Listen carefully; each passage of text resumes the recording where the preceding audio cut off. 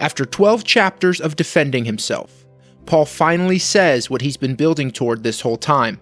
I'm coming, and I'm not holding back. This is the grand finale of Corinthians 2, and it's not a gentle wrap-up. It's a warning, a challenge to look honestly at your own heart, and then, unexpectedly, one of the most beautiful blessings in the entire New Testament. Let's see how Paul brings it home. We're in the final chapter of 2 Corinthians. Paul has spent this whole letter defending his authority against false teachers and expressing real concern about sin in the Corinthian church. Now, as he prepares for his third visit, the tone sharpens. He's not asking anymore, he's warning.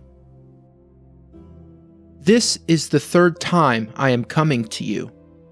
At the mouth of 2 or 3 witnesses shall every word be established. I have warned previously, and I warn again. As when I was present the second time, so now, being absent, I write to those who have sinned before now, and to all the rest, that if I come again, I will not spare. Seeing that you seek a proof of Christ, who speaks in me, who is not weak, but is powerful in you. For he was crucified through weakness, yet he lives through the power of God. For we also are weak in him, but we live with him through the power of God toward you. Here, Paul announces this will be his third visit, and repeats a warning that he's already given them twice. If he comes and finds unrepentant sin, he will not spare those responsible. He connects this directly to something the Corinthians wanted: proof that Christ actually speaks through him. This isn't Paul losing patience out of nowhere. He's been clear about this before, and the proof they were looking for cuts both ways.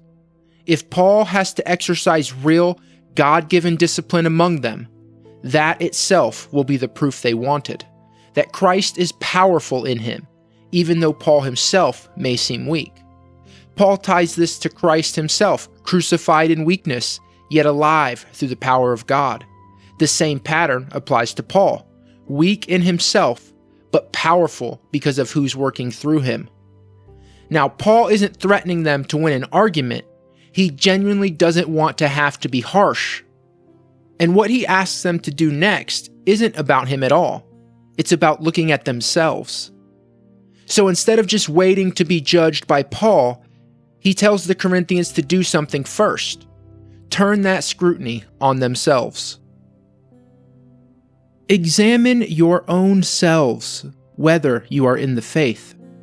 Test your own selves. Or don't you know about your own selves, that Jesus Christ is in you, unless indeed you are disqualified? But I hope that you will know that we aren't disqualified. Paul flips the whole dynamic on them. Instead of the Corinthians demanding proof that Christ speaks through Paul, he tells them, examine yourself first to test whether you're actually living the faith and whether Christ is truly in them. Paul seems confident that they'll pass the test, that they still genuinely believe. And there's a logical connection he draws out here.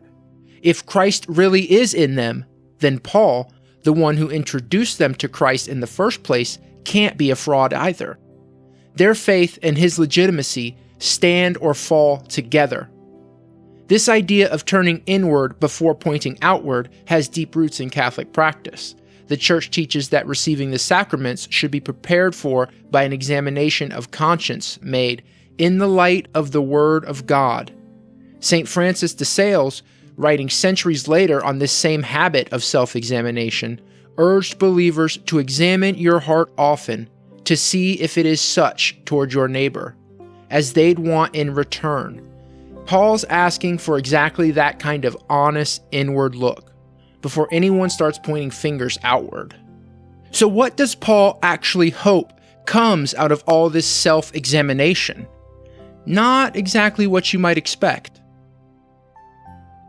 Now I pray to God that you do no evil, not that we may appear approved, but that you may do that which is honorable, though we may seem to have failed.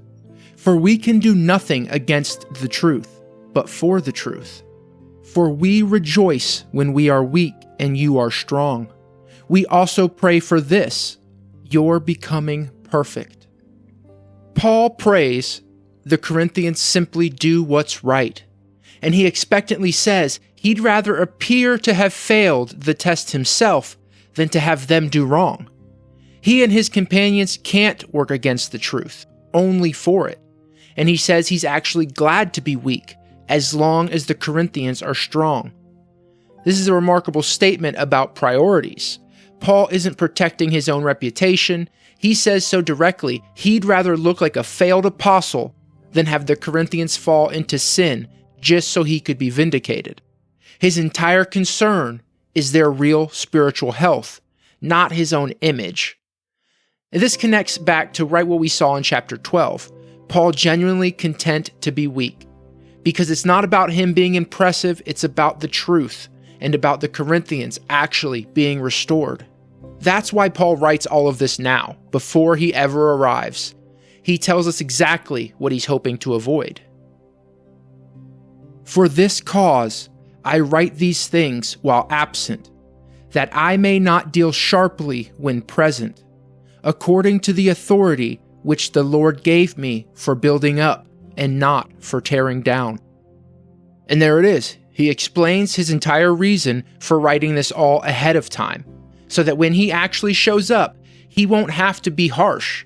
He reminds them that whatever authority he has, it was given by the Lord for building people up, not for tearing them down. This single verse reframes everything that came before it. The warnings, the sarcasm in earlier chapters, the sharp language, none of it is about domination. Paul's authority exists only for one purpose, to build the Corinthians up. Using it harshly was always his last resort, never his goal. A sincere hope that they repent before he arrives, so he never has to use that authority the hard way at all. And with that, Paul closes the letter, not with another warning, but with one of the warmest endings that he wrote. Finally, brothers, rejoice. Be perfected. Be comforted. Be of the same mind. Live in peace, and the God of love and peace will be with you. Greet one another with a holy kiss. All the saints greet you. The grace of the Lord Jesus Christ, God's love, and the fellowship of the Holy Spirit be with you all. Amen. Paul closes with a series of short exhortations. Rejoice, be restored, be comforted, be united, live in peace, and promises that the God of love and peace will be with them. He passes along greetings from other believers and ends with a specific blessing drawn from all three persons of the Trinity. After everything, the confrontation, the sarcasm, the warnings, the personal suffering he laid bare, Paul ends on unity and blessings, not conflict.